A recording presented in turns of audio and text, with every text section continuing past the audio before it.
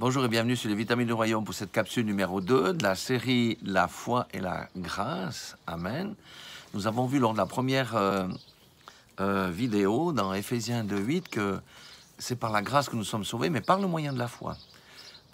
Sans la foi, il ne peut pas y avoir de grâce, donc pas de salut. Nous avons vu dans Hébreux 11:1 aussi que la foi, c'est la ferme assurance des choses que l'on espère, une démonstration de celles qu'on ne voit pas. Et nous avons vu que pour l'avoir possédé, les anciens ont obtenu un témoignage favorable. Amen. Alors nous allons voir maintenant quel est le témoignage favorable de ces anciens qui ont su, oui, littéralement, placer leur foi dans le Seigneur en attendant que les choses qu'on ne voyait pas arrivent. Amen. Alors nous allons commencer par Noé dans cette capsule.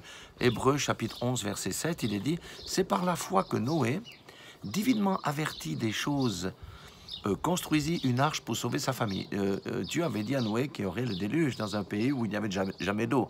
Déjà, pour commencer. Hein?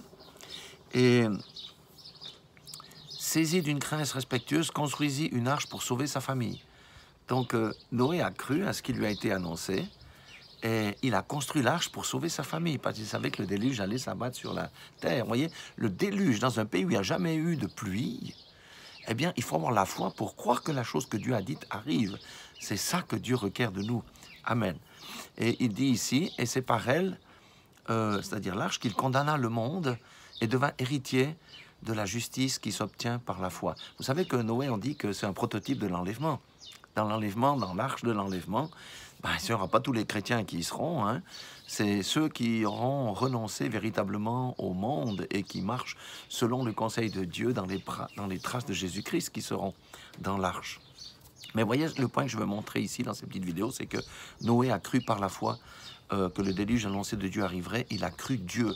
Mais est-ce que Noé est resté à rien faire? Non, il a mis en œuvre sa foi et il a obéi à Dieu en construisant l'arche. Foi et obéissance vont de pair. Sans obéissance à la parole de Dieu, la foi ne peut s'exercer et être valable. Vous voyez, c'est indissociable de la foi, l'observance de la parole de Dieu. C'est ce que Jacques dit d'ailleurs lorsqu'il dit que la foi sans les œuvres est morte. Vous voyez, Noé a saisi la grâce de Dieu, ça veut dire le salut pour lui et sa famille, par la foi, qui a été manifestée par un acte concret, c'est-à-dire la construction de l'arche, alors qu'il était moqué complètement de ses compatriotes. Du reste, nous savons que Noé ne se conformait pas aux usages de son époque parce qu'il y avait une grande méchanceté sur la terre. Alléluia. Et comme Noé a été, comme le dit la parole, justifié par la foi. Et c'est ainsi que nous serons justifiés vis-à-vis de Dieu par notre foi. Amen. Pour accéder à la grâce, notre foi doit valoir quelque chose. Alléluia. Et Noé est une figure de ceux qui sont sous la grâce, comme je l'ai dit, et qui seront enlevés avant le jour de la colère de Dieu. Alors, la question que je me pose, et je pose à tout le monde, c'est comment, vous qui m'écoutez, avez-vous saisi la grâce de Dieu? Comment votre foi nous a-t-elle rendu agréable aux yeux de Dieu? Nous a-t-elle justifiés? Amen. Comment notre foi nous permet d'accéder à la grâce? Amen. Alléluia.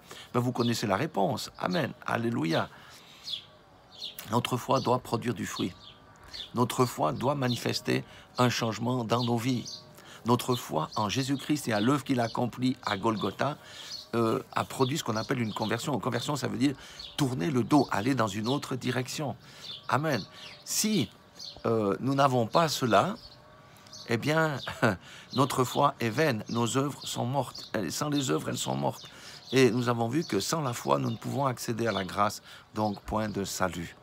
Voilà ce que je voulais expliquer au travers de Noé. Suivez la prochaine parce qu'on aura Abraham et après nous aurons encore Moïse, nous aurons encore Rahab. Il faut que ça rentre. C'est que notre foi doit être quelque chose de vivant et pas juste une pensée intellectuelle. Parce qu'une pensée intellectuelle ne permet pas d'accéder à la grâce ni au salut. Soyez tous bénis dans le nom puissant de Jésus-Christ.